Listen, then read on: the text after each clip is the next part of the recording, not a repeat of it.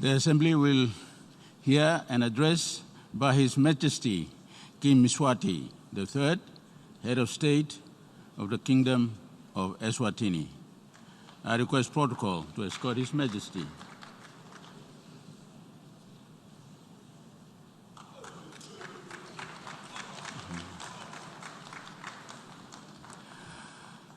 On behalf of the General Assembly, I have the honor to welcome to the United Nations His Majesty King Mswati III, Head of State of the Kingdom of Eswatini, and to invite him to address the General Assembly.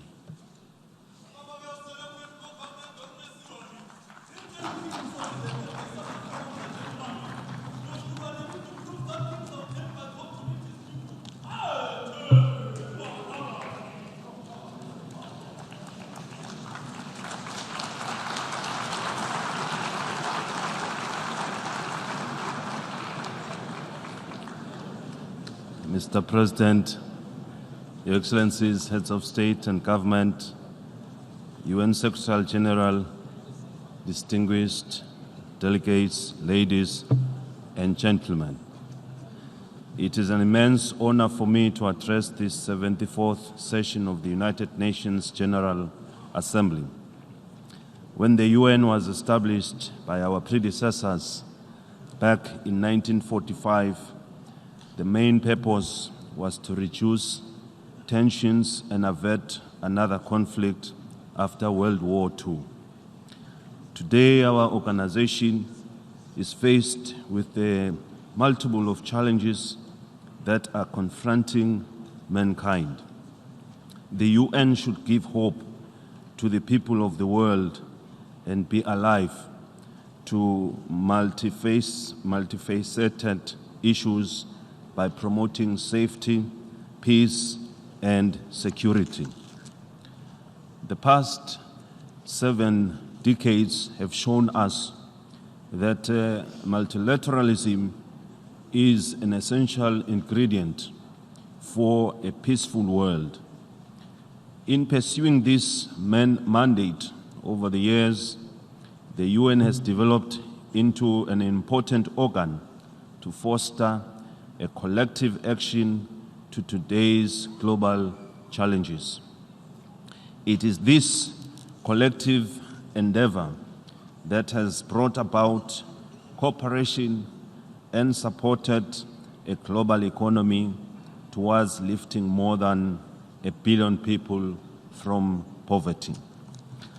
However, as we are all aware, there still exist threats to peace and violent conflicts, plus mass atrocities in different regions of the world. We note with sadness that some of these conflicts and other inhuman sufferings are sponsored by those who believe they have the right to detect and impose their ideologies on other nations of the world. We call upon the UN Secretary General to act swiftly and discourage such behaviors because they are against the objectives of our organization. We are all equal, irrespective of country size and economic power.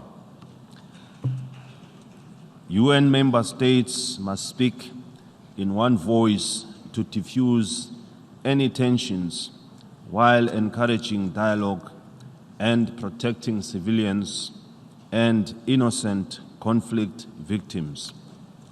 My plea is particularly directed to all the regions of the world where there are still pockets of conflict. We should all work towards an integrated, prosperous, peaceful, and multilateral world. The agency of galvanizing multilateral efforts for poverty eradication, quality education, climate action, and inclusion, as per the theme of this session, cannot be overemphasized. In effect, the theme underscores and reiterates the inevitable to make the United Nations even more relevant to all people in terms like this. We encourage the UN Secretary to note all these debates by the leaders of the world and put them into action. Humanity is looking upon us to change their living landscape for a better future. It is imperative that we take up the multilateral agenda with a renewed commitment to ensure peaceful, equitable, and sustainable societies for our future generations. Most contemporary challenges such as terrorism, climate change, migration, transnational organized crimes, and many others cannot be effectively addressed without multilateral cooperation. This calls for inclusion and participation of all member states through cooperation, dialogue, and performing existing organs where needed. We therefore implore the General Assembly to play its role in bridging the gaps and promoting collective action. This we will achieve through close coordination and collaboration with the organization and all its agencies to address all international issues that deserve our attention.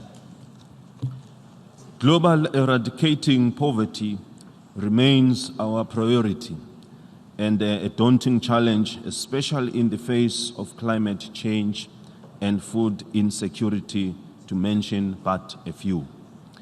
We acknowledge and appreciate the actions taken by the international community to mitigate the situation.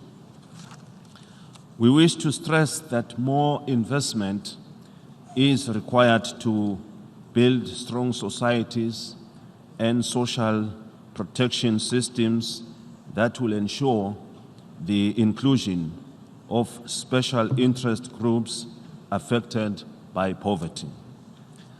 Whilst we have a responsibility to channel a significant proportion of national expenditures into social protection programs, developing countries actually need financing of the SDGs to transform their economies and social fabrics. As an example, financing development for a country such as Eswatini may become challenging over time with the global economic austerity. This reality places constraints on the extent to which our nation may mobilize resources for development at a time when massive investments are needed to achieve the SDGs by 2030. Eswatini is enhancing its resource mobilization strategies by exploring cooperation with the global community, and we seek your support in this endeavor. It is evident that the integration of African economies through innovative approaches present several opportunities to achieve the SDGs. Such efforts are important in generating new ideas, projects, and means to enable voices to be heard and to drive innovation and promote development. The recent launch of the African Continental Free Trade Area in Africa will assist greatly in the fight against poverty eradication in the continent. Likewise, with the anticipated launch of the AE Trade platform in the next few weeks, we are confident that this will usher a new era in the lives of our people. They will bring the required impetus to change the landscape and economies of Africa. As a continent, we are focusing on building and growing our economies, and with these new initiatives being well established, we will be able to increase trade with the entire world and be self-sufficient. We therefore urge the UN to give the initiatives launched by Africa its full support to ensure that the continent improves the lives of its people and becomes the Africa we want. Mr. President, the African continent continues to face challenges beyond conflict, and these are health issues including diseases such as Ebola, HIV/AIDS, malaria, TB, and many others that require large, significant funding to overcome. It is sometimes unfortunate that when we realize some progress in our fight against these pandemics, we are then confronted with new outbreaks which reverse the gains we had made. Yet, as African states, our vision is that all these epidemics should be eliminated so that we can focus on our development goals. Unfortunately, developing countries continue to face significant gaps in funding to detect and respond adequately while providing basic health and building the capacity of the health sector. Africa carries a high burden of malaria cases. Although improvement has been observed, additional funding is needed for Africa to move closer to eradicating malaria in the continent. The Kingdom of Eswatini is amongst 21 countries globally with the potential to reverse indigenous malaria transmission by 2020, thereby achieving the goal of malaria elimination. In my capacity as chairperson of the African Leaders Malaria Alliance, ALMA, I'm delighted to announce that we launched the End Malaria Fund early this year, a public-private partnership to close the funding gap and end the disease by 2022.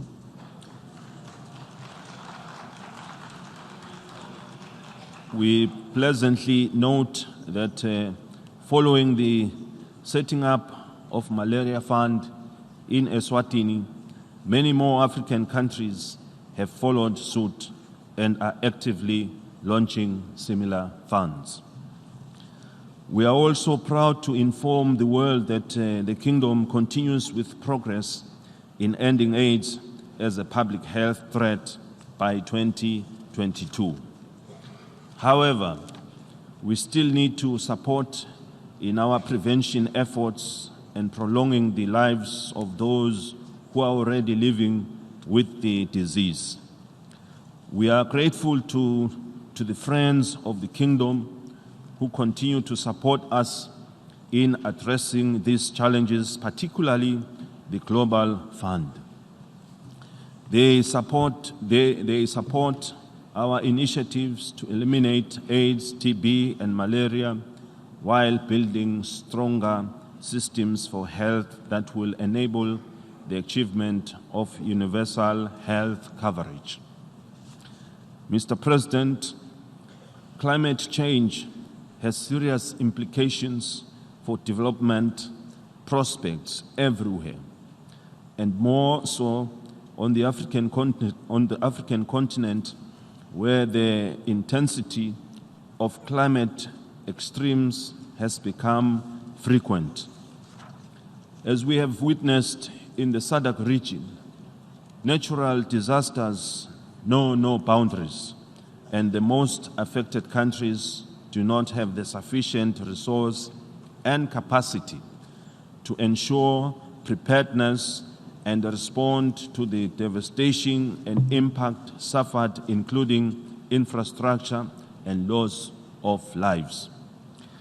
It is Eswatini's view that countries need to work together to devise sound contingency plans to firstly establish a permanent regional disaster fund to help cushion against the effects of natural disasters, and secondly, set up sub-regional humanitarian hubs that will be equipped to respond swiftly to disasters. This will mitigate the impact, save lives, and ensure early recovery of the affected countries. The price of not taking prompt action to address climate change is too high. The Kingdom of Eswatini is fully involved in working towards a knowledge-based economy through the science, technology, and innovation infrastructure in a bid to facilitate research and enhance development. The Royal Science and Technology Park in the country notably advances scientific research, promotes startup enterprises, and innovation labs. We appreciate the friends of the Kingdom of Eswatini who support us in these initiatives. The country still seeks more support to strengthen our knowledge-based programs as they enable us in attaining our National Vision 2022 and the 2030 Sustainable Development Goals. We are committed to becoming one of the leading pioneers and role models to achieve the SDGs in Africa. We remain confident that the SDGs and Agenda 2063 of the African Union will continue to give us the proper guidance and impetus necessary to eradicate poverty and create inclusive and sustainable development for all. We commend the close partnership between the UN and the people of Eswatini, which guarantees that the SDGs are fully integrated into our planning processes. In this regard, we have launched a 5-year strategic roadmap for the period 2019-2023 that will ensure sustainable economic development, financial stability, and growth to improve the quality of life of Mswati. The roadmap has 5 key sectors based on their ability to grow our GDP, create employment, and mobilize revenue, being manufacturing, agriculture, mining, and energy, tourism, and education, and ICT. No nation can develop past its educational capacity, particularly that of its teachers. As we all strive to ensure inclusive and equitable quality education for all, we also need to render the necessary assistance to countries that need help in developing the attribute of their educators. In this regard, we need to guarantee access to free and quality primary and secondary education, as well as affordable and inclusive vocational and technical education, while paying attention to opportunities available to disabled children, the boy and the girl child. I am pleased to share with the global community that the Kingdom of Eswatini has embarked on these initiatives and we can see positive results. Mr. President, we all know young people face a variety of challenges which require a comprehensive, coordinated, and multilateral response. We are a youthful world with more than half the global population under the age of 30. We therefore need strategies to encourage the labor market to absorb the growing young working class and ensure that they are appropriately trained for the needs of our markets. We also need to develop programs aimed at increasing opportunities for our young people to start their own businesses. Mr. President, the United Nations speed of leaving no one behind will remain elusive if we continue to deprive other nations of the world the opportunity to play a pivotal role in the affairs of this august Universal Assembly. We firmly believe that Taiwan is essential to the full implementation of the 2030 Agenda for Sustainable Development.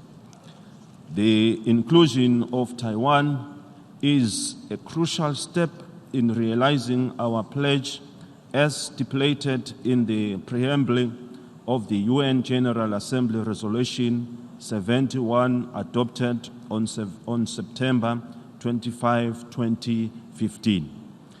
We call on the UN once again to uphold the principle of universality and its multilateral efforts towards total inclusion and to allow Taiwan to participate in relevant extensions on a dignified and equal footing. Let me reiterate the Kingdom's keenness to prioritizing the overall implementation of the 2030 Agenda and Africa's Agenda 2063. Like other middle-income countries, among the challenges we face is the decline of official development assistance due to our categorization. This has worked against our development and poverty reduction efforts. To this end, we strongly advocate for a reassessment of the reality on the ground when official development assistance is allocated to countries most in need. Finally, Mr. President, we pledge our support to effective multilateralism that aims at enforcing inclusion, promoting quality education, peace and security for all, and uplifting countries from all forms of poverty. Addressing all challenges engulfing the United Nations family is our first commitment. We wish to acknowledge the UN Secretary-General and his entire staff for continuing to steer the affairs of the Secretariat with focused commitment to the UN pursuit of global peace and security, equity and justice, and inclusiveness in all matters of the organization. We are strongly convinced that together we shall overcome all that matters that appear as impossibilities as we continue to strive for unity, solidarity, and mutual benefit, and above all, galvanizing all efforts towards achieving a better world for all and everywhere. I thank you. May Almighty God bless us all.